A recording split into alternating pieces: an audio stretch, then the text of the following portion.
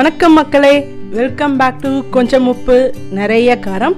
இன்னைக்கு நாம பார்க்க போறது மட்டன் ஜீரா பெப்பர் மசாலா. வாங்க எப்படி பண்றதுன்னு பார்க்கலாம்.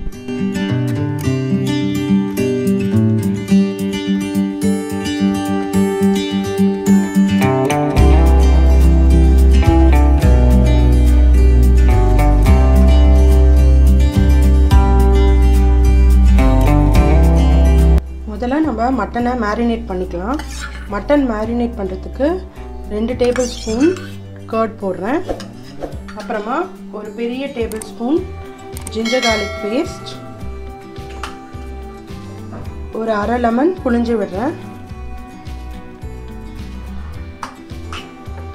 அப்புறமா மிளகாத்தூள், உப்பு, மஞ்சத்தூள், பெப்பர் தூள் இது எல்லாத்தையுமே போட்டு நம்ம மேரினேட் பண்ணிக்கலாம்.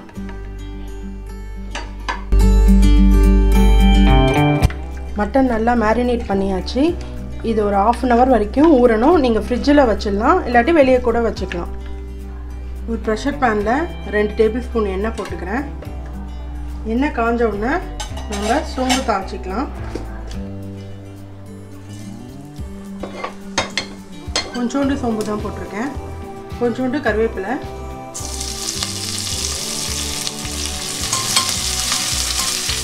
அடுத்ததான் நம்ம மேரினேட் பண்ணி வச்சுருக்கோம் இல்லையா, அந்த மட்டனை இதோட சேர்த்துப்பேன்.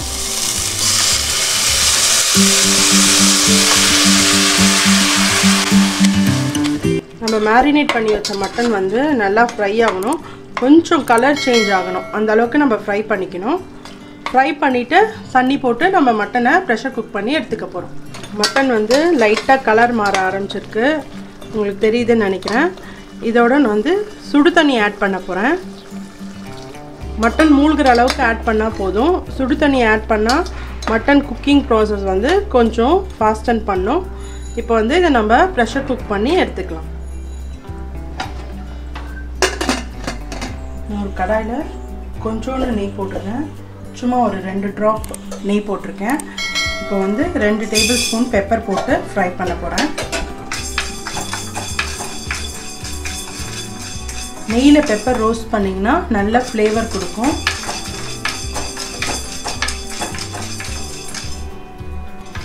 பெப்பர் வந்து நல்லா வாசனை வர வரைக்கும் நம்ம வறுக்கணும்.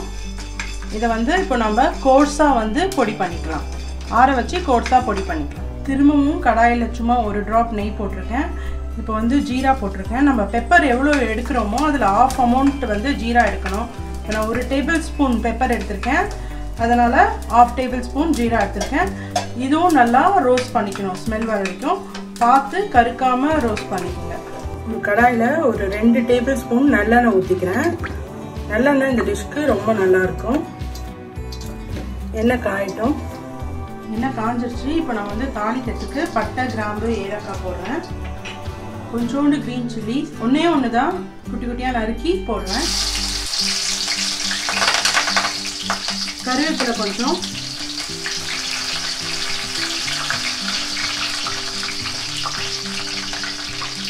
ஒரே ஒரு ஆனியன் சாப் பண்ணி வச்சிருக்கிறது போடுறேன்.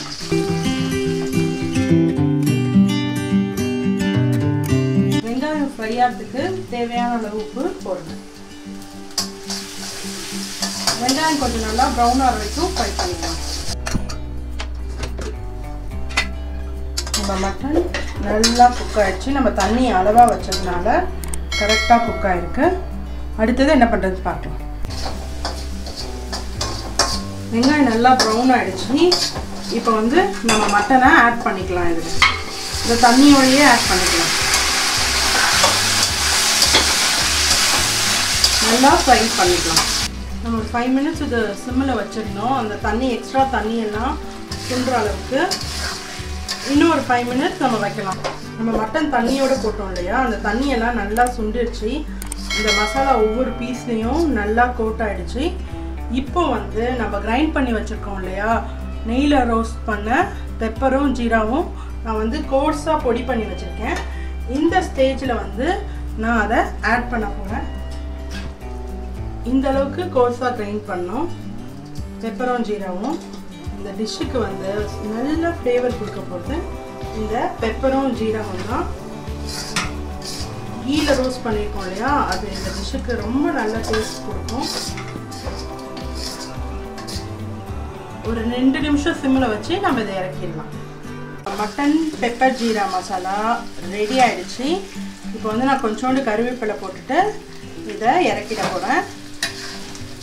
வாங்க இதை நம்ம சர்வ் பண்ணிடலாம்.